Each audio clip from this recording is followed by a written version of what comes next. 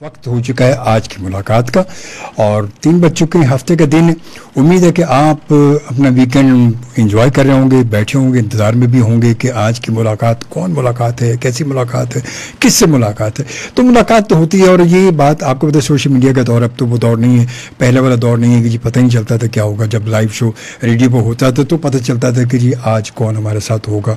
जब आप सुनते थे, देखते भी नहीं थे, जब तो देखने का दौर भी नहीं था। मगर अब तो आपको पता है कि सोशल मीडिया का दौर है, 2 दिन पहले, 1 दिन पहले, 3 दिन पहले पता चल जाता है कि फ्लायर लग जाते हैं, बैनर पर आ जाते हैं तो कौन हमारे साथ गेस्ट होगा। बट फिर भी बहुत सारे लोग ऐसे कि जो आज भी सोशल मीडिया के साथ बिल्कुल उनका ताल्लुक है ही नहीं। वो कहते नहीं, बिल्कुल नहीं। हत्ता कि उनके मैंने बहुत सारे ऐसे कॉलर्स भी प्रोग्राम में आए, ऐसे लोगों से बात हुई है कि जिनके घरों में आज भी इस दौर में भी उनके घर में इंटरनेट नहीं है, उनके घर में केबल नहीं है। आज भी वो सिर्फ पीटीवी के एंटीना से पीटीवी देखते हैं। ऐसे बहुत सारे लोग हैं और बहुत सारी ऐसी जगहों पर कि जहाँ पर हम सोच भी नहीं सकते कि वहाँ पर कभी ऐसे लोग होंगे और इस तरह के लोग भी होंगे, मगर ऐसे लोग आज भी हैं। ये सिर्फ सारी बात वही है कि हम अपने आप को जिस तरह रखना चाहें वैसे ही रख सकते हैं। ये सब कुछ हमारे अपने हाथ में है और जब तक हम खुद नहीं चाहेंगे जब तक कुछ भी नहीं हो सकता। हम अपने आप को बदलना चाहेंगे तो बदलेंगे, अगर नहीं बदलना चाहेंगे तो कभी भी हमें दुनिया की कोई ताकत नहीं बदल सकती जब तक कि हम खुद ना चाहें। तो ये बहुत ज़रूरी है। खैर बहरहाल जी, आप बस एंजॉय करें और ज़िंदगी जिंदा दिली का नाम है। मुस्कुराते रहें और दुआओं में याद रखें, एक दूसरे का ख्याल रखें, बहुत ज़रूरी है। आप अपनी फैमिली के साथ हैं तो फैमिली को वक्त दें, उनका हक़ है, सबसे ज़्यादा हक़ उनका है आपके लिए। और आप यकीनन उनके लिए सब कुछ करते हैं तो फिर उनके साथ अगर आप एंजॉय नहीं करेंगे तो ज़िंदगी कैसे फिर। खैर बहरहाल जी, ये सारी चीज़ें तो चलती रहेंगी। जब हम भी एक फैमिली के हिस्से हैं, आप भी हमारी फैमिली के हिस्से हैं, तो मुलाकात फिर फैमिली की मुलाकात है ये। और बहुत सारे लोगों से आपकी मुलाकात में कराता हूँ। इस मुलाकात में आपको पता है कि ऐसे लोग भी होते हैं हमारे साथ कि जिनसे आप शोबिस के लोग भी होते हैं, पॉलिटिशियन भी आते हैं, कभी कभी लाइट उनसे गपशप होती है। फिर ड्रामा डायरेक्टर्स भी होते हैं, उनसे भी बड़े तजुर्बात का पता चलता है कि ड्रामा जब ऑन सेट होता है तो क्या क्या मसाइल पैदा होते हैं, कैसे कैसे लोग होते हैं। कभी कभी कोई एक्टर क्या क्या अपनी ड्रामेबाजी वहाँ ऑफ एयर भी कर रहा होता है, ऑन एयर तो वो करता ही करता है, ऑफ एयर भी कर रहा होता है। ये सब चीज़ें पता चलती हैं। मगर जब एक्टर आता है तो पता चलता है कि जी वो डायरेक्टर उनके साथ क्या करता है या ऑन सेट उनके साथ क्या मसाइल होते हैं। खैर बहरहाल जी, आज भी एक ऐसे ही हमने एक्टर को, ऐसे ही एक जाने पहचाने फेस को हमने आज हम इनवाइट किया है, जिनके ड्रामे आप यकीन बहुत सारी जगह आपने देखे होंगे, बहुत देखते होंगे और अभी भी मेरे ख्याल में 2-3 शायद उनके ड्रामे चल रहे हैं। बहरहाल उनसे बात करेंगे, हमारे साथ मौजूद हैं और नाम है उनका क्या नाम वकास सत्तार। जी वकास, कैसे हैं? खैरियत से? अल्हम्दुलिल्लाह, आप सुनाए कैसे हैं? मैं ठीक ठाक हूँ और उम्मीद है कि आप भी खैरियत से होंगे। अल्हम्दुलिल्लाह। और उसके बाद ख़त में हम लिखते हैं कि दीगर रवाल ये है कि पहले ख़त होता था। हाँ जी। कभी लिखा, कभी माजी में कभी ख़त लिखा बचपन में आपने? बिल्कुल लिखा है। हाँ जी लिखा। कैसे लिखते थे ख़त आप? उल्टे हाथ से। बात तो सच है, ये तो इसमें भी कोई बात नहीं।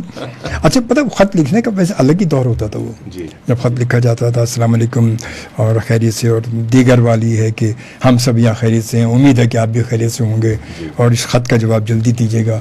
आप ख़त पोस्ट करने के बाद फिर बैठे होते इंतज़ार में कि जब जवाब आएगा इसका, जब जवाब आएगा। और जब वहाँ से जवाब आता है तो उसका अलग ही मज़ा है। उसका आई थिंक आज के दौर में जैसे हम मैसेजेस करते हैं उसमें वो चार्म नहीं है जो उस खत में होता था। अब वो तो हकीकत है, वो हकीकत है। अच्छा वो बात ये कि वो सारी चीज़ें तो अपनी जगह सही हैं। आप आजकल क्या कर रहे हैं? आप मेरा सर एक ड्रामा जो है वो ऑन एयर है, कैसा मेरा नसीब, ऑन मन टीवी, और एक आध जो है वो पाइपलाइन में अंडर डिस्कशन। ये हफ्ते में 4 दफ़ा चलता है। And that's it, वही कर रहा है। अच्छा वैसे पहले ड्रामा होता था कि वो हफ्ते में एक एपिसोड आता था जी, और अब तो पूरे हफ्ते चल रहे होते हैं जी। मतलब जुमा बाजार की तरह। तो अब तो पहले जुमा बाजार लगता था, अब तो जुमा बाजार भी नहीं, अब तो रोजाना की मार्केट में दुकान लगी हुई है, बस जब मर्जी जाओ देख लो, ले लो। शोभी साहब, ये ड्रामों की दुकान नहीं है, ये चैनल्स की दुकान है। तो क्योंकि चैनल्स बहुत ज्यादा हो गए हैं। अब पहले एक चैनल था तो उसकी ट्रांसमिशन थी, वो डिवाइडेड थी। सुबह के टाइम इतना प्रोग्राम, दोपहर में ये, और रात को एंटरटेनमेंट का, एंड दैट्स इट, फिर क्लोज हो गया। अब तो 24 घंटे चैनल्स चल रहे हैं, ट्रांसमिशंस चल रही हैं, उनको डेफिनेटली अपना पेट भी भरना है। चैनल्स को तो कंटेंट ज्यादा बनता है, फिर एक ड्रामा 3 दफा चलता है और एक टाइम में 4-4, 6-6 ड्रामे चल रहे होते हैं। और ये एक चैनल की बात है। आप देखें हमारे पाकिस्तान में इस वक्त माशाल्लाह बहुत सारे चैनल्स काम कर रहे हैं और दुआ है कि और मजीद काम हो। अच्छी बात है, बहुत अच्छी बात है। अच्छा इतने सारे जब चैनल्स हो गए, इतना सारा काम है, इससे किसको ज़्यादा फ़ायदा हुआ? आई थिंक सबको होता है, प्रोड्यूसर्स को होता है, जितने भी लोग काम कर रहे होते हैं। एक सेट पे आप देखेंगे कितने सारे लोगों की रोजी जुड़ी हुई होती है, तो इस हिसाब से अगर हम उसको मल्टीप्लाई करने बैठे हैं तो वो तो बहुत सारे लोगों का फायदा होता है। हाँ, इतना ज़रूर है कि इम्पैक्ट का थोड़ा सा फ़र्क आ जाता है। पहले ज़माने में जब एक चैनल होता था तो उसमें ये था कि एंट्री बहुत मुश्किल थी, लेकिन पहचान बनाना बहुत आसान था। आज के दौर में थोड़ा सा रिवर्स हो गया, एंट्री आसान है लेकिन पहचान बनाना बहुत मुश्किल है। इतने सारे लोगों में, बहुत सारे लोग, मतलब पहले तो वो पीटीवी का दौर था कि बंदा एक अगर उसमें उसको सिर्फ जो है कि मतलब प्योन की भाई एक सीन भी गुजर गया, सामने से गुजर भी गया तो शोर मच जाता था, वो स्टार होता था। वो ड्रामे में देखा, वो ड्रामे में आया था, ड्रामे में आया। वो तो कोई मैंने सुना है जो हमारे सीनियर्स हैं कि अगर फ्रेम में कोई खंबा भी आ जाए तो वो खंबा भी स्टार बन जाता था। लाजू एक होता था। फिर अच्छा वो दौर ये भी था कि जब वो सन्नाटे हो जाते थे, बिल्कुल ड्रामों में, आपको पता है ड्रामा पाते थे, बड़े बड़े ड्रामे बचपन में हम देखें कि ड्रामा कोई आता तो ऐसा सन्नाटा हो जाता था, लगता है कर्फ्यू लग गया, कर्फ्यू लग गया, बिल्कुल। और आज जितना बड़ा ड्रामा आ जाएगा सर, एंटरटेनमेंट के मौके कम थे उस टाइम पर, तो शुरू से इंसान को जो एस्थेटिक सेंस है वो तो रही है और उसको इस तरह की चीजें हमेशा से चाहिए थी। तो क्योंकि मौके कम थे तो उस टाइम पर जितना टाइम एंटरटेनमेंट मिलता था तो फिर वो पूरा फोकस करते थे। आप देखिए आज एप्स बहुत ज्यादा आ गई हैं और हर किसी के हाथ में मोबाइल है, तो उसके अंदर भरा पड़ा है कंटेंट। आप जब चाहें जो कंटेंट चाहे देख सकते हैं। तो अब तो लोग टीवी पे तो देखते भी नहीं ना, नहीं देखते। अब वो टीवी का काम भी सारा हमारा वेब पे ही चल रहा है, क्योंकि लोग टीवी पे टीवी का वक्त ही नहीं। अब टीवी पे 8 बजे ड्रामा आ रहा है तो 8 बजे कहाँ घर में बैठा होगा। हाँ, कोई कहीं पर है, कोई। हाँ, अलबत्ता कुछ खवातीन है वो देखती हैं। ये जो टीआरपी का चक्कर है तो कहीं ना कहीं तो ट्यून हो रहा होता है टीवी। हाँ, वो टीआरपी तो खुद अपने आप ट्यून हो रही है। हाँ, बिल्कुल ऐसे आज तो सिस्टम ऑटोमेटिक सिस्टम है, सब टीआरपी खुद ही ऑटो खुद ही ट्यून हो रही होती है। उन्हें पता है कि यार कोई देखे शब्बीर तो देख रहा है, शब्बीर तो देख रहा है और वो शबीरन होती है असल में। होता तो यही है। अच्छा, आप वकास आपका फेस, आपका लुक जो है वो आपने गौर किया, मतलब ये थोड़ा सा बॉलीवुड टाइप का लुक है। किसी बॉलीवुड के किसी एक्टर से कुछ थोड़ा सा अट्रैक्ट करते हैं थोड़ा सा? ऊपर वाले ने बड़ी आम सी शक्ल बनाई है, हर दूसरे तीसरे आदमी के साथ मिल जाती है सर। अब मैं रिकॉर्डिंग्स पे जब जाता हूँ तो कुछ डीओपीज होते हैं हमारे, तो वो भी कभी कभी ऐसा कह रहे थे, यार आप ना वैसे लगते हैं, तो आपका जो साइड प्रोफाइल है ना, आप ना वैसे लगते हैं। अच्छा, मुख्तलिफ नाम है, कोई एक नाम नहीं है, बहुत सारे नाम आ जाते। तो पहले मैं लेता था, अच्छा इसके जैसा लगता हूँ, उसको मैंने देखना शुरू किया, इसके जैसा लगता हूँ मैं। तो फिर कुछ अरसे के बाद पता चला कि किसी डीओपी ने कोई और राय दे दी, तो फिर अरे इसके जैसे भी लगता हूँ। तो यही बात है कि बहुत सारे लोगों का मिक्सचर जो है शायद वो हो सकता है। सही बात है, ये तो हकीकत है। अच्छा, नहीं वैसे फर्क तो पड़ता है ना, मतलब किसी से अगर बॉलीवुड में या किसी बड़े उससे मिल रहा कहीं आगे तो काफी फर्क पड़ता है उससे। तो यहाँ पर कभी किसी ने नहीं कहा आपको इन अ सेंस फर्क पड़ना मतलब यार एक लुक हो तो यहाँ पर वो मतलब उस एक्टर से सर, अब इसकी दो वो हो जाती हैं, इसके पॉजिटिव्स भी हैं और नेगेटिव्स भी हैं। अब पॉजिटिव ये होता है कि चले यार उस जैसा लग रहा है, इसको बुला लेते हैं, है ना। थोड़ा सा नेगेटिव ये हो जाता है कि अगर उस जैसा लग रहे हो और काम उस मेयार का नहीं है तो फिर वो कहता है यार किसको ले लिया, किसको ले लिया यार, तुम भी शक्ल में चले गए। ये प्रॉब्लम, बात तो सच है, मगर बात है रुसवाई की। तो शायरी का शौक है कभी आपको? सुनने का बहुत शौक है, शेर याद नहीं रहते मुझे, लेकिन अच्छा शेर बहुत अच्छा लगता है। तो जो अच्छा शेर आपको बहुत अच्छा लगता है, वो याद भी तो रह जाता होगा ना। मैंने आपको बताया शोभा साहब, क्योंकि मुझे याद नहीं रहता। अच्छा, मैं एक ऐसा एक्टर हूँ कि मेरी शॉर्ट टर्म मेमोरी है, तो उस वक्त जब स्क्रिप्ट भी आता है मेरे हाथ में तो मैं उस वक्त पढ़ता हूँ, उसको 2-4 दफा याद हो जाता है, सीन करता हूँ, उसके बाद भूल जाता है, उसी वक्त भूल जाता है। क्या बात है। ज्यादा बर्डन में रखता नहीं हूँ यार, इसीलिए आप माजी में नहीं थे। हाँ, शायद हो सकता है, इसीलिए आप जल्दी पैदा नहीं हुए, वरना उस दौर में तो स्क्रिप्ट पूरा याद रखना पड़ता था। और मैं बड़ा हैरान होता हूँ और बड़ा अप्रिशिएट करता हूँ लोगों को। मैंने 2 दिन पहले भी एक थिएटर प्ले देखा, आर्ट्स काउंसिल में आर्ट्स फेस्टिवल कल्चर हो रहा था हमारा, तो वो मैंने देखा, तो वहां पर वो पूरा 1 घंटे का 2 घंटे का जो उन्होंने किया, और क्या टाइमिंग्स थी, सब कैरेक्टर्स, और मैं बहुत हैरान हुआ। उन तमाम को मैं अप्रिशिएट करता हूँ और उनकी रियाजत देख के मैं बहुत हैरान हुआ कि ये वो बहुत मुश्किल काम है।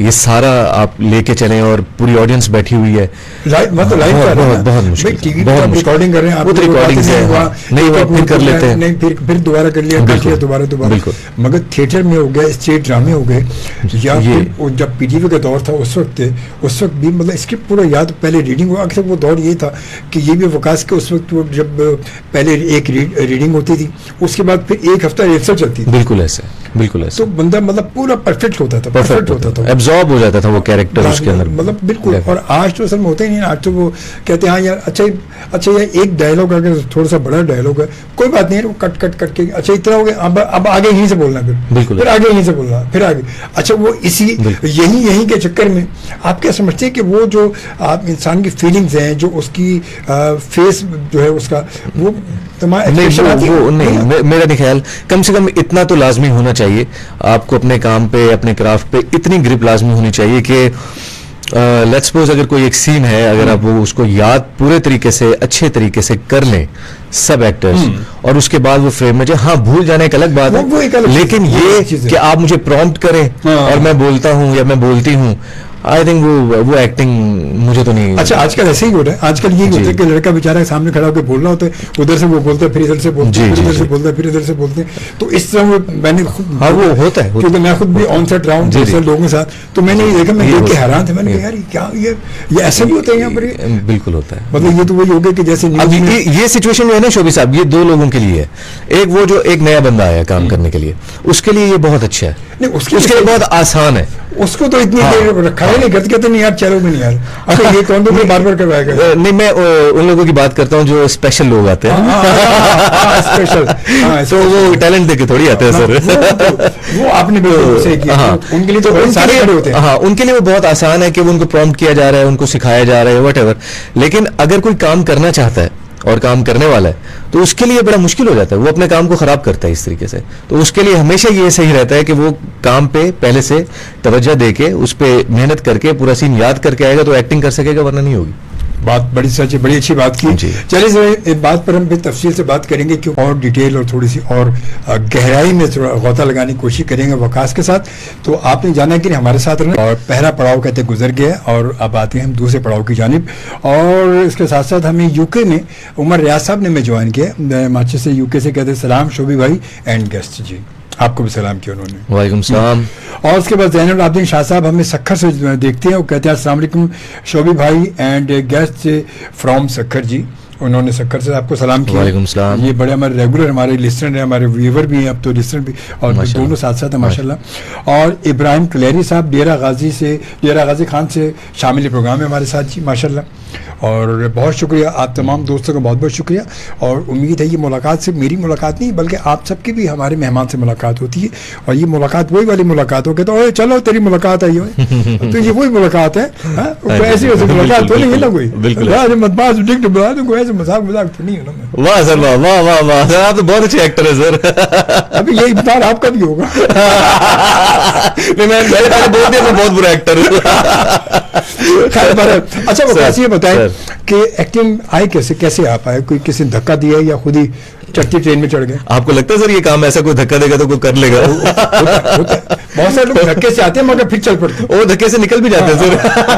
मतलब ऐसे एक्चुअली सर ऐसा था कि मैं आई वाज इन 6th और 7th स्टैंडर्ड जब मैं डिफरेंट प्रोजेक्ट्स जो है वो टीवी पे देखा करता था, तो शौक था मुझे ड्रामास देखने का, फिल्म्स वगैरह देखने का। वो देखते देखते उस वक्त पे ये मालूम तो नहीं था कि ये एक्टिंग होती है क्या होता है, तो लेकिन बस इतना था कि यार ये काम करनी है, काम बहुत मजे का है।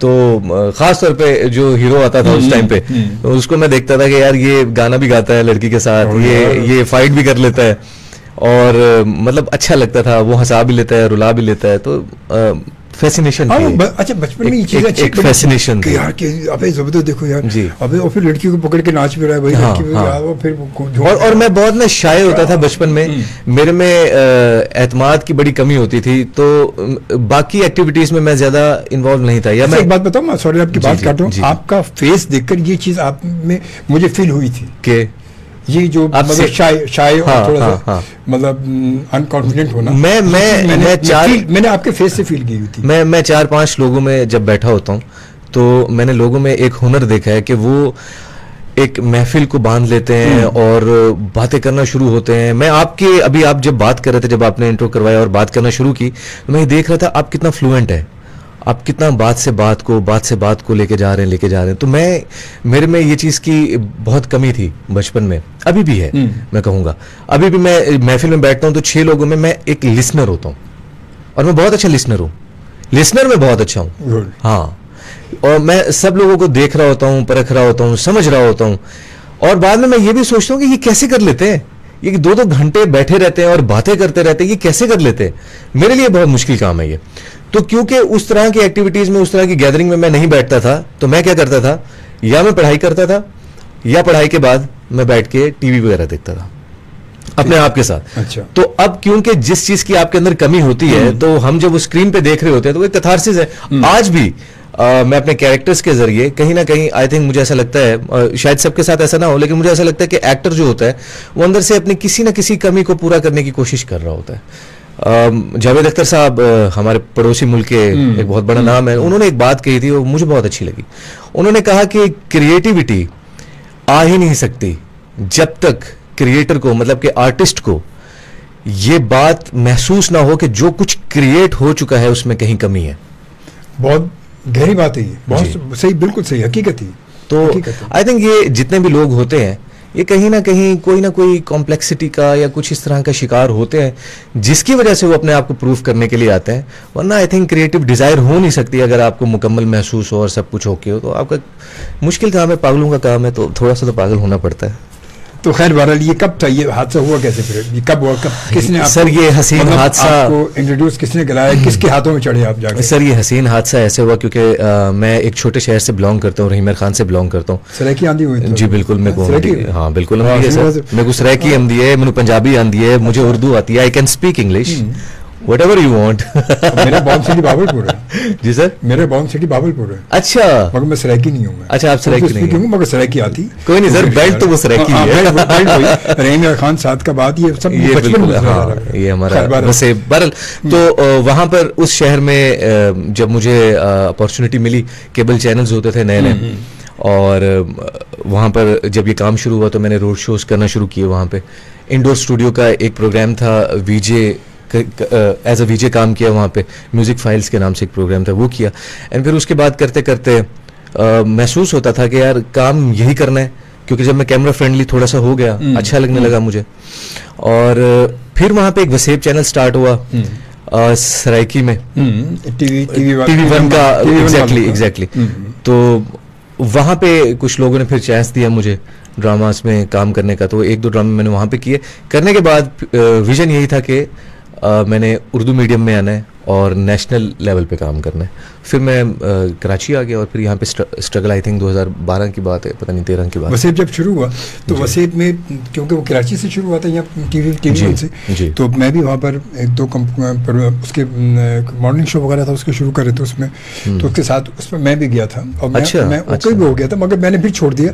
मैंने कहा ये कम्युनिटी बेस हो जाएगा, फिर बंदा छाप लग जाती कम्युनिटी की, तो मैंने छोड़ दिया। सब कुछ ओके होने के बाद फिर उसके वो थे इंतकाल हो गया उनका, तो वो जो उसको ज्यादातर देख रहे थे एमडी गुल साहब, बड़े अच्छे दोस्त थे, बड़े अच्छे दोस्त थे, वो इंतकाल हो गया इनका।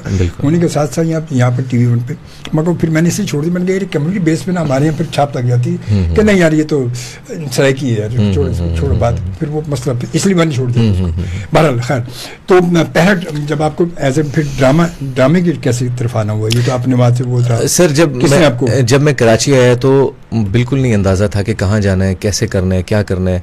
इस शहर में कोई दोस्त नहीं था, इस शहर में कोई रिश्तेदार नहीं था, और ये तो पता ही नहीं था कि कैसे कहाँ जाना पड़ेगा, ये काम होता कहाँ है, बिल्कुल नहीं पता था। आई रिमेम्बर मैं था, मेरे साथ एक और दोस्त था, तो हम लोग आए थे जब, तो 2-3 तलवार के ऊपर दरमियान में कहीं वो ट्रैफिक पुलिस वाले खड़े हुए थे, तो हम लोग रिक्शे पे गए, हम प्रोडक्शन हाउस ढूंढने जा रहे हैं कि ड्रामे कहाँ पे बनते हैं, बिल्कुल रैंडमली ऐसे निकल रहे। हाँ, चलो यार देखते हैं यार, अब आ गए हैं। तो वो मैं पुलिस वालों से हमने जब पूछा कि जी यहाँ पे ड्रामास कहाँ पे बनते हैं ना, उन्होंने हमें ऐसे करके देखा बड़े अजीब सी नजर से, कहाँ से आए हो तुम लोग? जी पंजाब से आए हैं। क्या करना है? ड्रामे में काम करने के लिए आए। क्या करते थे? तो खैर मेरी गवर्नमेंट जॉब थी, मैं वो छोड़ गया। जब मैंने बताया मेरी गवर्नमेंट जॉब थी, क्योंकि वो खुद भी एम्प्लॉय थे, तुम पागल हो तुम, ये तुम क्या करने आ गए हो यहाँ पे? और इस तरह से थोड़ी होता है। बहरहाल तो यहाँ से शुरुआत हुई। फिर वो कहते हैं ना कि अल्लाह ताला जो है वो रास्ते बनाना शुरू कर देता है जब आपकी लगन सच्ची होती है। तो एक कोऑर्डिनेटर थे समीर भाई, वो मिले, उन्होंने कहा कि यार जियो टीवी में उस टाइम पे एक प्ले बन रहा था बशर मोमिन फैसल कुरैशी साहब का, बड़ा हिट, बहुत बड़ा प्रोजेक्ट था उस टाइम पे। तो उन्होंने कहा वहां पर ना हमें ज़रूरत है कुछ सपोर्टिंग आर्टिस्ट की। तो उस प्ले के आखिरी एपिसोड में मुझे एक आध सीन मिला, टॉकी सीन था वो मेरे लिए, और ड्रामे की जो हीरोइन थी उष्णा शाह, वो लॉन्च हो रही थी वहाँ से, तो उनके सामने एक सीन था, वो करना पड़ा मुझे। बस वो डायलॉग्स याद थे उस टाइम पे, अच्छे से रट्टा लगाया मैंने तो मैंने बोल दिया, वो हो गया। तो वो हम जितने भी उस टाइम पर जूनियर आर्टिस्ट थे, उनमें से मुझे 2-2 लाइन्स के 3-3 लाइन्स के सीन मिल जाया करते थे बोलने के लिए, कि आप चले गए, आपने फाइल रख दी, बॉस से बात कर ली, या दोस्त बन गए, एक सीन कर लिया, डॉक्टर बन गए, वो कर लिया, वो मिल जाया करते थे, मैं करके आ जाता था। तो यहाँ से फिर सिलसिला शुरू हुआ, होता रहा, लेकिन कुछ हो नहीं रहा था, वो कैरेक्टर्स नहीं मिल रहे थे जो मैं करना चाहता था। तो फिर किसी ने कहा कि यार ऐसा करो कि डायरेक्शन कर लो, लोगों के साथ इंटरेक्ट हो जाएगा, इंडस्ट्री के लोगों के साथ ताल्लुक कायम हो जाएगा, तो फिर काम आना शुरू हो जाएगा। फिर मैंने वो किया, मैं 3rd AD बना, 2nd AD बना, 1st AD बन गया, और ताल्लुकात हो गए मेरे इंडस्ट्री में। लेकिन पहचान हो रही थी वो डायरेक्शन वाली साइड से। वो बात है, सही बात है। फिर उसको 2-3 साल करने के बाद उसको मैंने छोड़ दिया, मैंने कहा मैं नहीं कर रहा, मैं एक्टिंग करूंगा भाई। तो फिर किसी ने मुझे काम दे दिया। अच्छा, आज तक भी काम मिला कैसे वो भी मैं आपको बताऊं कि ऑन द स्पॉट कोई एक्टर गायब हुआ, टेंट्रम्स होते हैं ना सर हम लोगों के, ये सही बात है ना सर। तो ये तो हकीकत है। तो वो जब टेंट्रम आया लोगों में, तो मैं तो चाहता हूँ और आए ताकि मुझे काम मिलता रहे ऐसे ही। वो सेट से गायब होते तो मैं आ जाता हूँ, आई एम हियर, तो मैं काम कर लेता हूँ सर। जबरदस्त। तो ये बहरहाल जी, ये इस तरह वाकई, और अगर इंसान की लगन सच्ची हो तो कामयाबी तो 100% है ही है। कहते हैं खुदा हमेशा उनकी मदद करता है जो अपनी मदद आप करते हैं। अब हम ये सोच कर बैठ जाएं कि यार रिस्क तो अल्लाह ने कहा है, वादा किया है, अल्लाह राजी के, बेशक राजी के वो, और उसने वादा किया कि वो रिस्क देगा, मगर उसके लिए ये भी तो कहा है कि तुम हसूल रिस्क के लिए, मार्च के लिए निकलो बाहर, तलाश करो, वसीला मैं बनाऊंगा, सबब मैं बनाऊंगा, निकलो तो सही कम अज़ कम। अब हम निकले नहीं तो कैसे होगा। तो ये सारी चीज़ें वही है कि यकीनन इंसान अपनी कोशिशों से आगे निकलता है, कामयाबी फिर रब देता है, और कामयाब जब भी होता है कि जब आप कोशिश करते हैं। तो और यकीनन आप हर आदमी, आप जितने बड़े लोगों को देख लें, मैंने अभी यहाँ पर इस 29 साल के अरसे में बेशुमार हमारे लोग आए यहाँ पर, उसमें आर्टिस्ट भी हैं, डायरेक्टर्स भी हैं, राइटर्स भी हैं, फिर हमारे एजुकेशनिस्ट भी हैं, बड़े वाइस चांसलर भी हैं, सब हैं। बात वही है कि सब लोग आए, मगर बात वही होती है कि सब अपनी कोशिशों से पहुंचे वहाँ। बिल्कुल सर, बिल्कुल। कोशिशें जब उन्होंने करनी शुरू की तो वो यहाँ तक पहुंच गए कि आज वो उनको दुनिया जानती है। सर जो बड़े लेवल पे जितने भी लोग हैं वो डिजर्व करते हैं, और खास तौर पे इस फील्ड में, ये जो कैमरे की फील्ड है या आर्ट की फील्ड है, इसमें देखें सिफारिश एक हद तक चलती है, उसके बाद इन दी एंड आपका क्राफ्ट होता है, आपका टैलेंट होता है, आपकी रियाजत होती है, आप नहीं सर्वाइव नहीं कर सकते इसके अलावा। वो आप कैमरे के सामने आपकी अगर कोई बहुत ज्यादा कोई आपकी मतलब अप्रोच है, बहुत ज्यादा ताल्लुकात, तो कैमरे के सामने आपको ले तो आएगा। हाँ, वो फिर उसके बाद क्या है, अब जैसे आप यहाँ पे बैठ गए, अब किसी ने मतलब किसी ताल्लुकात से यार इनका इंटरव्यू कर लो, इनसे बड़ी बातचीत कर लो, बात यहाँ बैठ गया, अब वो बात तो वही करेगा ना, जवाब तो वही देगा। बिल्कुल बिल्कुल। अब उसने जो किया होगा, उसका बैकग्राउंड क्या है, वो तो जवाब तो उसने वो देने। बिल्कुल। अब जब कुछ हो पीछे कहानी होगी तो सुनाएगा। अब जब कहानी नहीं, वो सुनाएगा क्या? नहीं, वैसे बहुत सारे लोग ऐसे कहानी करा भी देते हैं। अब तो आपको बड़ा बोलना है ना, वैसे कि आपको आप बड़े शायर नहीं। सर देखिए, 2 किस्म के लोग होते हैं, एक वो होते हैं जो कैमरे के पीछे एक्टिंग करते रहते हैं, मैं कैमरे के आगे वाला हूँ। मगर वो बात है कि यहाँ पर तो कैमरे के आगे तो मौजूद है, मगर कैमरे के आगे आप बगैर स्क्रिप्ट की बात करें, ये बड़े मजे की बात है। सर बात ये है कि सामने तो स्क्रिप्ट है ना, मेरे सामने शोबी साहब बैठे हैं जो इतने एक्सपीरियंस्ड आदमी हैं, और मैंने आपको पहले कहा था कि मैं बहुत अच्छा लिसनर हूं, तो मैंने आपको कभी ना कभी तो सुना ही होगा। अगर सुना होगा तो फिर कुछ ना कुछ निकाला भी होगा। एग्जैक्टली सर, ये चलो बड़ी अच्छी बात है। बिल्कुल सर, चाय बहुत अच्छी है सर, इसलिए तो चाय आपको पिला रहे हैं ताकि अब बाकी आधा घंटा जो और इससे अच्छा गुजरे। माशाल्लाह। क्योंकि आपसे एक्टिंग भी तो करवानी है यार, उसके लिए कुछ पिलाना कुछ खिलाना जरूरी है। और बंदे को कुछ खिलाएंगे तो फिर काम लेंगे ना सर, बिल्कुल तो ऐसे तो काम नहीं मिलता। नहीं, अब मेरा मूड बन रहा है एक्टिंग करने का। मैंने चाय भी खा, चाय में मूड बने, चाय में आपने कोई एक्टिंग की टैबलेट मिला के दी है मुझे। मैंने बंदे को बोल दिया, मैंने कहा जब ऐसा बंदा प्रोग्राम सुना करो, सुन के फिर उसमें वो चीज़ मिला के लाए करो। तो वो मिला के लाए। मिलते हैं एक ब्रेक के बाद, हमारे साथ रहिएगा और इंशाल्लाह ताला इससे अच्छी गपशप होगी, इससे अच्छी गुफ्तगू होगी। आपके कुछ कमेंट्स भी हमारे पास आए हुए मगर हम शामिल करते हैं। और कैसा रहा आपका दो पड़ाव सही गुजरे ना सर? बहुत मजे के गुजरे, आपके होते हुए एहसास ही नहीं हुआ कि वक्त कैसे गुजर गया। कैसे गुजर गया, क्या बात है। और जनाब इस वक्त आते हैं कुछ कमेंट्स की जानिब। इबादुर रहमान साहब हमारे बड़े प्यारे से दोस्त हैं और बड़े अच्छे राइटर भी हैं, टीचर भी हैं माशाल्लाह। तो कहते हैं अस्सलाम वालेकुम शोभी भाई, माशाल्लाह दिन में चांद और सूरज। जी हाँ बिल्कुल, कभी कभी ऐसे ही होता है जब सूरज होता है। असल में सूरज और चांद का बड़ा चोली दामन का साथ भी तो आपको बताया ना कि जब सूरज आता है तो चांद पीछे जाता है, और जब सूरज अपना वक्त गुजार कर आगे निकल जाता है तो चांद आगे आ जाता है। ये एक कुदरत का निज़ाम भी तो ऐसे ही, यही निज़ाम है ये। तो दोनों चीज़ें साथ साथ चल रही थी। बहरहाल आप आज दिन में हमारे साथ मौजूद हैं माशाल्लाह, इसलिए ये बड़ी खुशी की बात है। उसके साथ साथ जनाब फिर हमें जनाब किथे गया दिल लाके, उमर याद साहब कहते हैं जनाब माशाल्लाह मुलाकात is going great. Thank you ji. ये अच्छा, ये पता हमारे उमर याद साहब भी हमारे पुराने लिसनर, जो मैंने जैसा आपको जिक्र करा था, ये पुराने, ये पहले लाहौर के माशाल्लाह लाहौर में होते थे, फिर बताया मुझे लाहौर से फिर ये वहाँ चले गए यूके में। तो वहाँ अब जब अचानक इनको पता चला, फेसबुक के जरिए बात पहुँची तेरी जवानी तक, तो फिर ये बात आगे निकल गई सारी। तो ये फिर बात आगे निकली, तो फिर एक रब्ता हो गया शुरू। तो थैंक यू वेरी मच, बहुत शुक्रिया उमर याद साहब। ताहिरा मसूद ने भी ज्वाइन के कहते हैं अस्सलाम वालेकुम जी। वालेकुम अस्सलाम। और वकास सत्तार साहब को शो में वेलकम कहते हैं जी। बहुत शुक्रिया ताहिरा आपके। और इसके बाद जनाब फिर साजिद अली साहब ने ज्वाइन किया। साजिद अली कहते हैं जनाब सलाम सर। वालेकुम अस्सलाम, बहुत शुक्रिया। मोहम्मद फारूक ने भी ज्वाइन किया। लव यू FM, काफ़ी दिनों के बाद मिले हो। जी हाँ, अच्छी बात है, बहुत दिनों के बाद जब इंसान मिलता है ना तो मोहब्बत ज़्यादा फिर होती है और कद्र खो देता है रोज़ का आना जाना। बिल्कुल है ना, इसीलिए मुलाकात हफ्ते में एक दिन रखी है ताकि रोज़ रोज़ मुलाकातें होंगी तो फिर क्या फ़ायदा क्या फिर। सर बड़ी रोमांटिक मुलाकात रखी है आपने वीकेंड पे। हाँ वीकेंड पे सर। अच्छा, रोमांटिक मुलाकातें भी होती हैं जी सर, होती हैं, रोमांटिक मुलाकातें होती हैं। थोड़ा सा रोमांस ही तो अपने इंसान के अपने हाथ में है। कभी कभी कहते हैं रोमांस का मूड होता है मगर वो मूड ही खत्म हो जाता है। खैर बहरहाल जी, खैर बहरहाल। अच्छा सर एक्सप्लेन करें इस बात को, जाने नहीं देंगे ऐसे। आपके जो लिसनर्स और व्यूअर्स हैं वो सुनना चाहेंगे। वो कहते हैं ना कि बात निकलेगी बड़ी दूर तक जाएगी। जाने दे सर, डिजिटल मीडिया है, चलने दे। और सर फिर वापस भी तो आना पड़ेगा, फिर वापसी के टाइम नहीं बचेगा, फिर मसला। लेकिन मैंने आपकी आंखों में चमक देखी है, ये बात न छेड़ दर्दमंदों को, न जाने दिल से क्या निकले।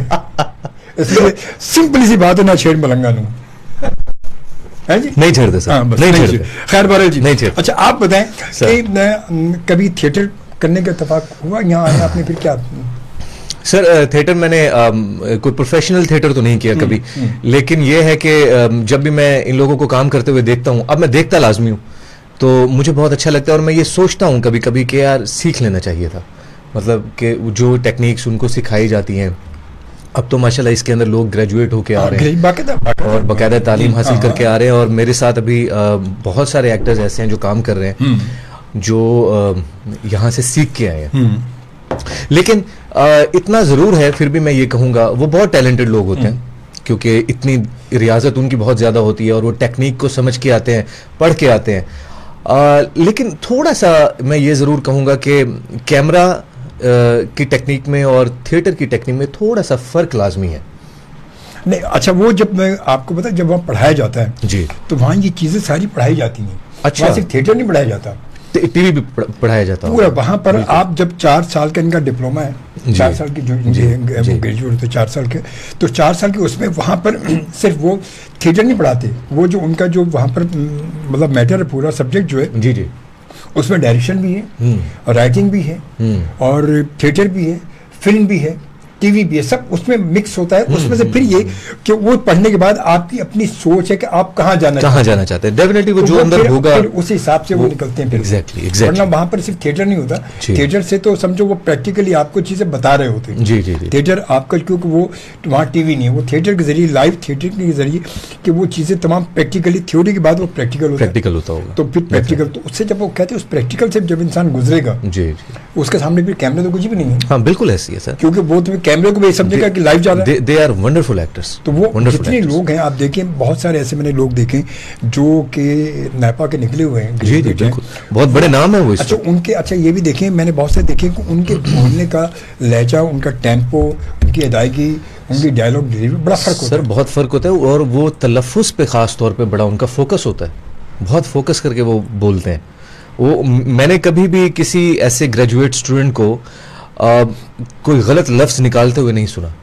उनकी प्रोनाउंसिएशन जो है वो बहुत स्ट्रांग होती है, बहुत स्ट्रांग होती है। और क्योंकि वहाँ पर देखा, क्योंकि वहाँ पर जो पढ़ा रहे हैं वो सारे सीनियर्स हमारे, बिल्कुल ऐसे हमारे लेजेंड्स हुए, बिल्कुल है, वो वहाँ पर मौजूद हैं कि जिनको हम टीवी पे देखा करते थे। जी बिल्कुल, जिनको हम सुनते थे, देखते थे, वो वहाँ पर मौजूद, जो उनके पढ़ाए हुए, उनके समझे लगाए हुए पौधे होते हैं जो आते हैं, आज वो दरख्त बने हुए, तो दरख्त बने हुए। आज तो दिल बहुत था कि करता, सीखता वहाँ से, लेकिन फिर खैर वो काम में मैं मसरूफ़ हो गया, वक्त नहीं मिला, क्योंकि थिएटर को बहुत टाइम देना पड़ता है। तो हमारे हमारे इंडस्ट्री में टाइम का ही तो फुकदान है।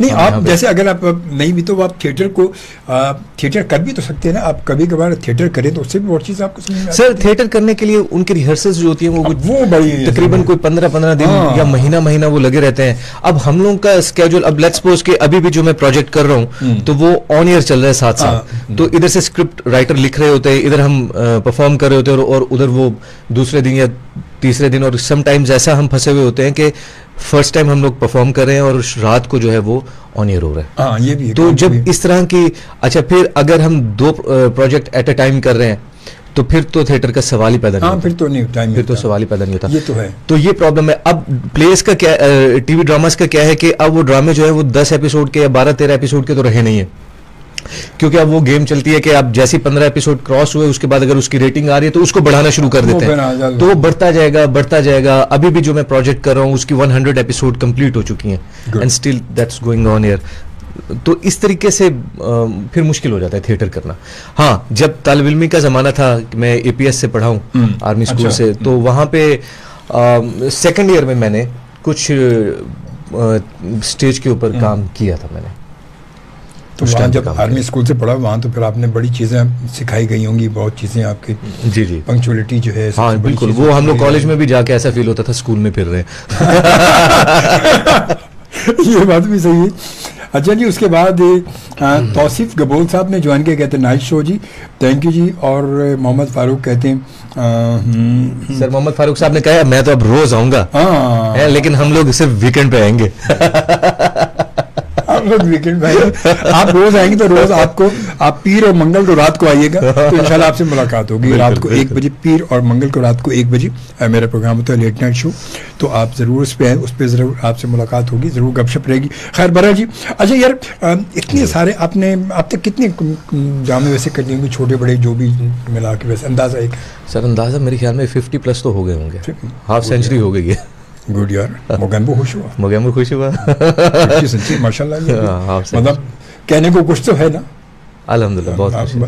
तो इतने सारे ड्रामे बोले, इतने सारे डायलॉग आपने बोले, तो कोई एक अच्छा सा 1-2 डायलॉग हमारे कुछ लिसनर्स के नाम भी हो जाए, कुछ बोल के बताया, उनको पता चले यार वकात सितारा हमारे पास मौजूद है भाई। सर ये एक हमने चाय पिलाई थी आपको। जी बिल्कुल, उसमें एक्टिंग के आपने गोली भी डाल के दी सर ये एक शर्त होगा, आजकल मैं प्ले कर रहा हूँ एक, और उसमें मेरा रोमांटिक ट्रैक है, तो आपको मेरी हीरोइन बनना पड़ेगा सर। अल्लाह सर बनना पड़ेगा।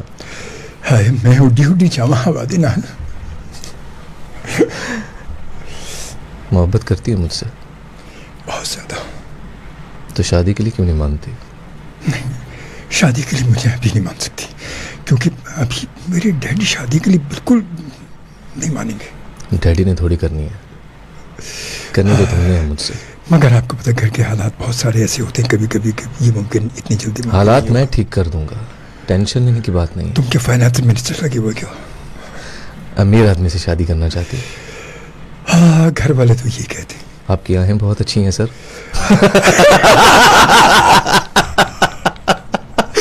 सर आपके अंदर शबनम जी आई थी। शबनम की क्या बात है, शबनम यार हमारी लेजेंड, हमारी बहुत बड़ी एक्ट्रेस थी शबनम, बहुत बड़ी एक्ट्रेस।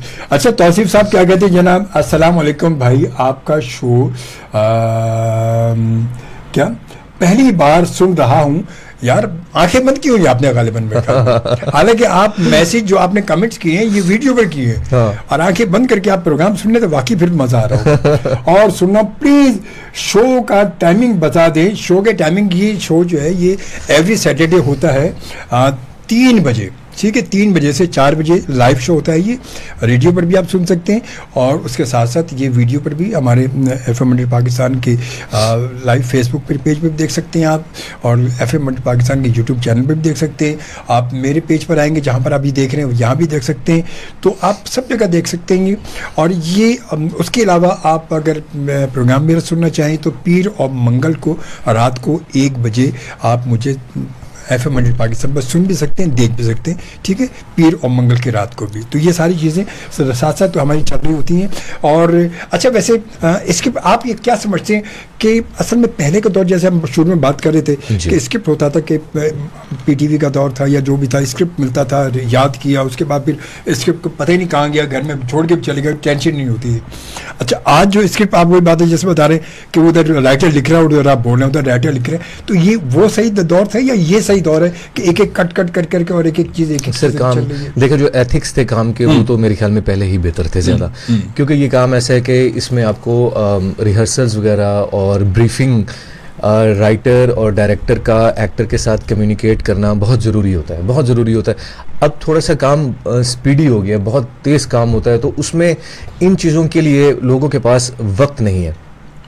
और मुझे ऐसा लगता है कि एक्टर जितना भी काम कर रहा होता है उसमें अगर डायरेक्टर की और राइटर की दोनों की इन्वॉल्वमेंट ज़्यादा हो जाए तो काम बहुत ज़्यादा अच्छा हो सकता है। अच्छी बात है, हाँ, बहुत ज़्यादा अच्छा हो सकता है। अभी क्या होता है कि अब जब कॉल आती है ना तो ये कहा जाता है कि जी आप ना फलां के साथ काम कर रहे हैं, वो मतलब कास्ट कैसे करते हैं, मैं एक बात बता रहा हूँ, आपके सामने ना ये होगा, आपके ऑपोजिट ना ये लड़की होगी या ये हीरोइन होगी, बड़ा नाम जो होते हैं या मेल्स में भी, तो आप ना कर रहे हैं काम। तो मैं उनसे यही पूछता हूँ कि जी आप मुझे बताएंगे कि मेरा कैरेक्टर क्या है। अब वो कैरेक्टर की ब्रीफिंग जो दी जाती है, अब अगर राइटर खुद बात करते हैं तो वो और हिसाब से ब्रीफिंग देंगे ना। वो क्या बताते हैं कि जी आप बाहर से आए हैं, लंदन से आए हैं, यहाँ आपका बिजनेस है और ये आपका कैरेक्टर है। अब ये ब्रीफिंग पे एक एक्टर उस किरदार की साइकोलॉजी कैसे पकड़ेगा, मुझे बताएं। क्या पता चलेगा, सही बात, वो नहीं पता चलेगा। फिर अगर उनको कह दिया जाए कि जी हमें स्क्रिप्ट काइंडली भिजवा दें, वो अभी लिखा जा रहा होता है, लेकिन अगर स्क्रिप्ट लिखा हुआ आ जाए तो फिर वो एक्टर खुद ही उसके ऊपर अपने तरीके से उसको कंसीव करता है, समझने की कोशिश करता है कि उसको जो समझ में आता है, फिर वो सेट पे जाता है। सेट पे जाने के बाद डायरेक्टर साहब को पकड़ लेता है कि जी अब आप बताएं आप क्या चाहते हैं। फिर उनसे उनकी जो ब्रीफिंग होती है वो ली जाती है। तो कंबाइन करके अगर उसमें राइटर की इन्वॉल्वमेंट भी हो जाए तो वो तो बहुत अच्छा हो जाता है। तो फिर वो एक प्रॉपर एक पैकेज बनता है, उसको कंसीव किया जाता है, इनहेल किया और फिर आपने परफॉर्म कर दिया, तो वो इजी हो जाता है थोड़ा सा। मगर आजकल ये होता नहीं, आजकल नहीं होता, लेकिन अगर कहीं हो रहा है तो बहुत अच्छा हो रहा है और इस प्रैक्टिस को होना चाहिए। ये क्रिएटिव काम है, ये कोई मैकेनिक मिस्त्री वाला काम नहीं है। इसके बड़े लूप्स होते हैं जो फिल करने पड़ते हैं, तो ये चीज़ें होनी चाहिए। जितना डिटेल में आप जाएंगे, जितना डिटेल में जाएंगे उतना बेहतर होगा। ये सतही काम नहीं है, क्योंकि हमारे यहाँ तो आजकल पता वही होता है कि स्क्रिप्ट इधर से मिला, अब उसको एक्टर को ये नहीं पता कि ये जो कैरेक्टर मेरा, अगर वही बात है कि अगर 5वें एपिसोड से उसका कैरेक्टर शुरू हो रहा है, काम शुरू हो रहा है, अब उसको पता है पिछले 4 एपिसोड में क्या हुआ, पता ही नहीं, उसको पता ही नहीं। आप 4 एपिसोड की बात कर रहे हैं सर, ऐसा हो जाता है कि आप सीन पढ़ रहे हैं और उसको ये नहीं पता कि मैं पिछले सीन में क्या करके आया। हाँ, यही हकीकत यही है। अच्छा ये भी पता क्यों, इसलिए भी ये होता है कि काम ज्यादा है। अब वो एक सेट से आया, दूसरे सेट पे, दूसरे सेट से तीसरे सेट चला गया और उसने करते हुए निकल गया, उसने पता ही नहीं क्या इसमें मैं सर थोड़ा सा मेरे हमारे जो कलीग्स हैं, मैं उनको नाराज तो नहीं करना चाहूंगा, बट इतना कुछ बता रहे थे अभी इस हवाले से कुछ। हाँ सर, मैं ये बता रहा था कि आजकल हमारे जो कलीग्स हैं थोड़े कुछ होते हैं, सोशल प्रेशर्स भी होते हैं, उनके ऊपर परेशानियां भी होती हैं लाइफ की, जाहिर है, तो वो हम सेट पे लेके आ जाते हैं।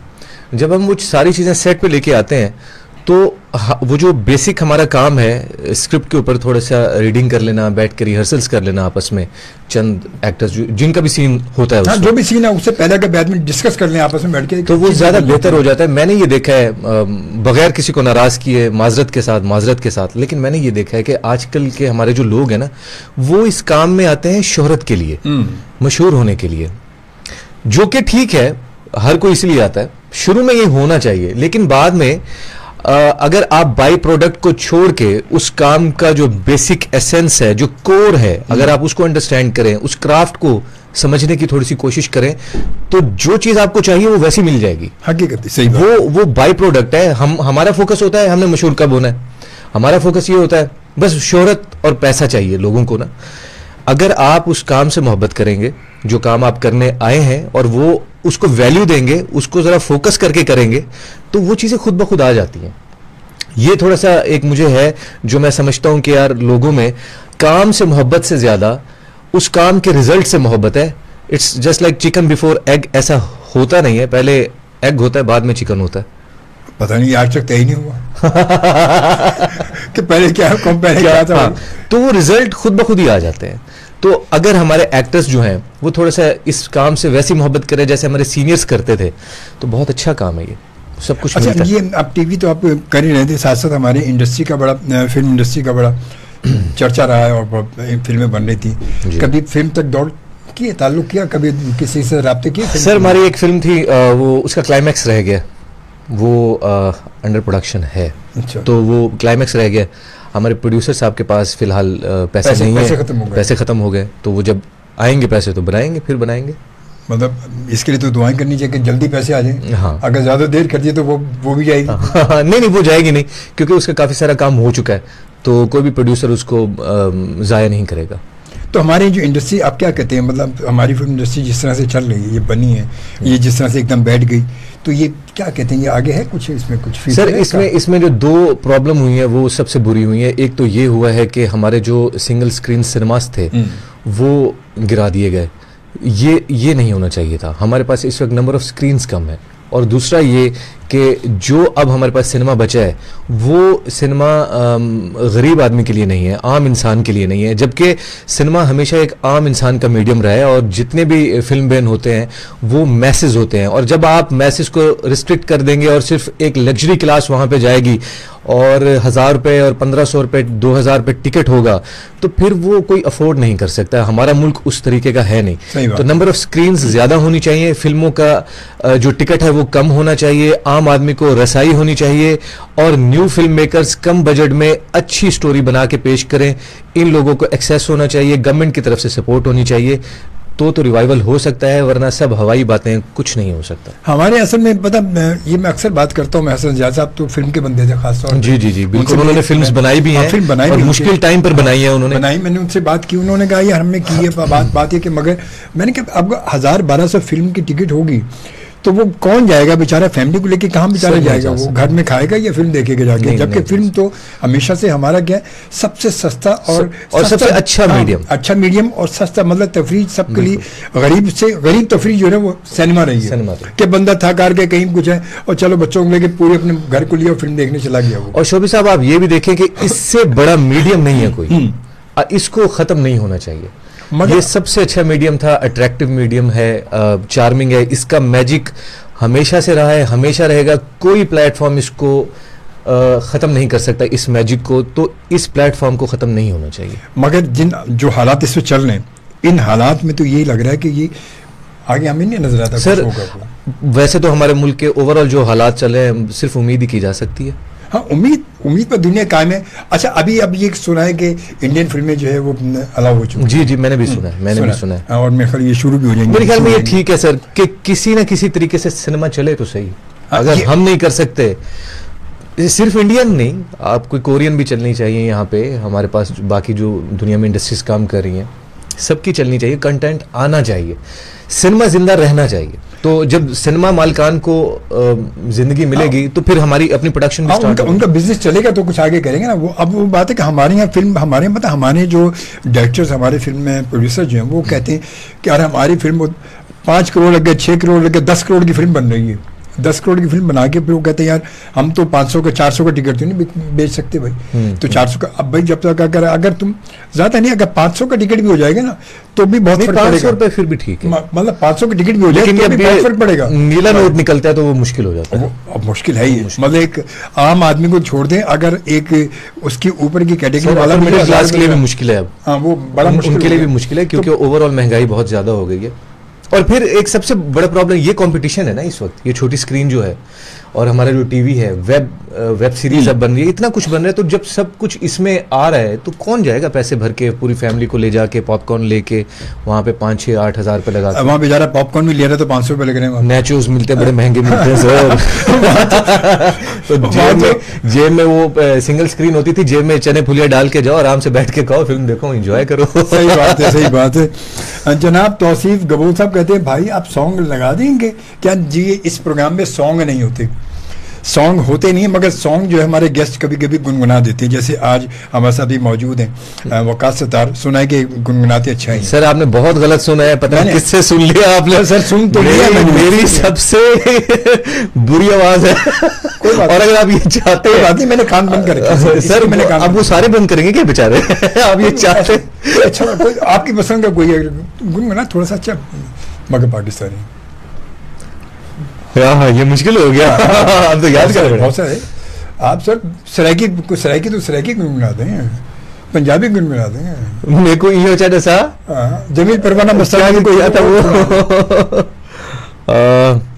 नहीं सराइकी तो मुझे याद नहीं आ रहा है। कोई बात नहीं,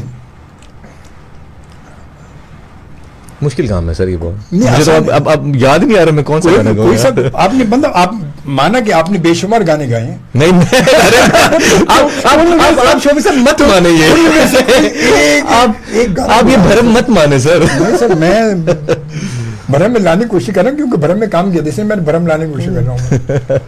कोई एक मिसरा अच्छा जरा सुनने वाले जरा पता चले जाए। अकेले न जाना हमें छोड़ कर तुम, तुम्हारे बिना हम भला क्या जिएंगे। बहुत है सर। क्या बात है सर, क्या बात है सर, जबरदस्त है। इतना भी आपने गुनगुना दिया, बड़ा अच्छा गुनगुना। ये मेरे लिए इम्तिहान था। मगर मैं सोचा तो हो सकता है ये पूरा जोश में पूरा गाना गाता। अरे नहीं सर, मगर ऐसा हुआ हमेशा होश में रहता हूँ। कोशिश तो मैंने की कि आप जोश में आ जाए, मगर आप आए नहीं। खैर बहरहाल जी, खैर तो इन फ्यूचर आप क्या, आपकी क्या प्लानिंग, क्या सोच रहे हैं आप? अपने आप को कहाँ देखते हैं? एक्टिंग के साथ साथ चल रहे हैं या एक्टिंग के अलावा आपकी क्या एक्टिविटीज़ है वैसे? सर अभी फिलहाल तो एक्टिंग ही कर रहा हूँ, और फ्यूचर में मैंने ये सोचा कि अगर एक्टिंग से बहुत पैसे कमा लिए तो फिर प्रोडक्शन करेंगे इंशाल्लाह। गुड। तो एक्टिंग मतलब एक्टिंग में पैसे कमाने के लिए थोड़ा से आपको जो है वो लॉबियों में फिट होना पड़ेगा। लॉ और ये बहुत मुश्किल है सर, ये क्योंकि हमारे यहाँ तो वहीं से ज़्यादा मिलेगा आपको। अगर लॉबी में फिट नहीं हुए तो फिर तो मेरे में हमेशा मिलेगा, तो पैसे नहीं मिलेंगे। वो अल्हम्दुलिल्लाह नाशुक्री नहीं करनी चाहिए, लेकिन ये बात सच है आपकी कि लॉबी में फिट होना पड़ता है और वो सारी चीज़ें हैं। तो मेरे में इस क्वालिटी की, बहुत सारी क्वालिटियों के साथ इस क्वालिटी की भी कमी है। मैं बहुत मुश्किल से कहीं पे फिट होता हूँ। एक्चुअली जो लवाजमात है वो मैं पूरे नहीं कर सकता। हाँ वो तो है। मैं इज्जत कर सकता हूँ, दिल से कर सकता हूँ, और उसमें कोई झूठापन नहीं होगा, लेकिन मैं किसी के ऐसे जोक पे हंस नहीं सकता जिस पे हंसी ना आ रही हो बिला वजह। अरे सर क्या बात है सर, हाँ, ऐसे। अरे सर आप तो सर आपने तो आपको तो क्या सर मुझे ऐसा लगता है, वैसे तो हमारा काम झूठ का है, एक्टिंग जो है वो झूठ का काम है, लेकिन मुझे ऐसा लगता है कि अगर आप ऑनेस्ट नहीं है ना, और अगर आपके अंदर कोई मुनाफिकत नाम की चीज़ है, तो मुझे ऐसा लगता है कि आपके क्राफ्ट के अंदर वो चीज़ नज़र आती है। तो अगर आप सच्चे आदमी हैं तो आपका क्राफ्ट जो जब झूठ का काम कर रहे होते हैं उसमें भी सच्चाई नज़र आ रही होती है। तो कैमरे के पीछे रह के जो आप तरबियत हासिल कर रहे होते हैं, असल में वो असल मश्क होती है कैमरे के आगे जाने की। ये बहुत अच्छी बात है, बहुत अच्छा। ये चीज़ें ये भी है कि आपकी तरबियत में भी चीज़ें शामिल होती हैं ना। बिल्कुल। अगर आपकी तरबियत में ये चीज़ें नहीं है तो आप किसी भी सूरत कभी भी आप वो काम नहीं कर पाएंगे, चाहने के बावजूद भी नहीं होता ही, चाहने के बावजूद भी नहीं कर पाएंगे। और जो अल्लाह ताला यहाँ तक ले आए हैं बगैर किसी क्योंकि कुछ चीज़ें मेरे लिए मुश्किल नहीं है, वही वो लॉबी में फिट होने वाली बातें, तो यहाँ तक आ गए तो आगे भी ले जाएगा, वो बैठा हुआ है, उसने बेहतर प्लान किया हुआ होगा। मेरा सिर्फ यही ड्यूटी है सर कि जो काम मिलेगा उसको पूरी मेहनत से ईमानदारी से करेंगे। क्योंकि हमारे पता हमारे इस फील्ड में, शोबिज़ की दुनिया में ख़ास तौर पे इसमें लॉबी सिस्टम बहुत ज़्यादा इम्प्रूव करे, बहुत, क्योंकि लॉबी के बगैर, आप लॉबी में अगर नहीं है तो आपका ऐसे ही है सर, ऐसे ही है, फिर ऐसे ही। आप ऐसे ही होता है, फिर ये चल रहा होता है, चाहे आप फिल्म में हो चाहे आप टीवी में हो, तो आप ये दोनों चीज़ें लाजमी हैं। बिल्कुल है, क्योंकि बिल्कुल। अमूमन मैंने देखा है कि जहाँ आप लॉबी में, वहाँ आपके पास फुर्सत ही नहीं होगी। बिल्कुल ऐसा आप एक ड्रामा आपका ख़त्म, अभी जो है वो सेट से ख़त्म नहीं होगा और दूसरा शुरू हो जाएगा। बिल्कुल ऐसा। और ये आगे एक एक, इस वक्त आप स्क्रीन पर देखें, ऐसे भी लोग हैं, ऐसे भी आर्टिस्ट हैं जिनके एक साथ एक ही चैनल से 4-4 ड्रामे एक साथ चल रहे हैं आगे पीछे, चल रहे होता है सर, एक ही चैनल से। क्यों, क्या जरूरी है ये? मगर शायद हो सकता है सर, बोलो वो एक सिस्टम है यहाँ पे बना हुआ है, और जिनको उस तरीके से मिल रहा है उनको उस तरीके से मिलेगा। मेरा यकीन, मेरा बिलीव थोड़ा सा डिफरेंट है, तो मुझे अपने तरीके से मिल रहा है और मैं आई एम वेरी हैप्पी, मैं बहुत मुतमईन हूँ। अच्छी, बहुत अच्छी, बहुत अच्छी। कोई मैसेज आप देना चाहें अपने जैसे उन तमाम लोगों को जो इसी कोशिश में लगे हुए, कुछ बनने की कोशिश में? दो बातें करूँगा। सबसे पहले ये कि अगर आप इस कोशिश में लगे हुए हैं, जिस कोशिश में हम लोग लगे हुए हैं, तो ये पहचान लें कि आप वाकई में इस काम के लिए बने हैं कि नहीं बने, क्योंकि शौक हर इंसान को होता है। ये तो ज़रूरी है। तो अभी शोबी साहब ने भी बहुत अच्छी शबनम साहिबा की कॉपी कोशिश की है। और शौक हर इंसान को होता है, लेकिन वो चीज़ अंदर होना वो एक अलग बात है। और दूसरी बात यह है कि अगर आप खुद को पहचान जाते हैं और वाकई इस काम के लिए बने हैं तो फिर लगे रहिए, क्योंकि अगर अल्लाह ने आपको इस काम के लिए बनाया है तो वो रास्ते भी निकालता है। हिम्मत मत हारिएगा। सही बात है, बिल्कुल कोशिश करते रहना चाहिए, और कोशिश करते रहेंगे तो यकीनन कामयाबी होगी। क्योंकि जब तक कि हम कोशिश ना करें, और सबसे बड़ी बात यह कि हमारा अमल का दारोमदार हमारी नीयतों पर भी होता है।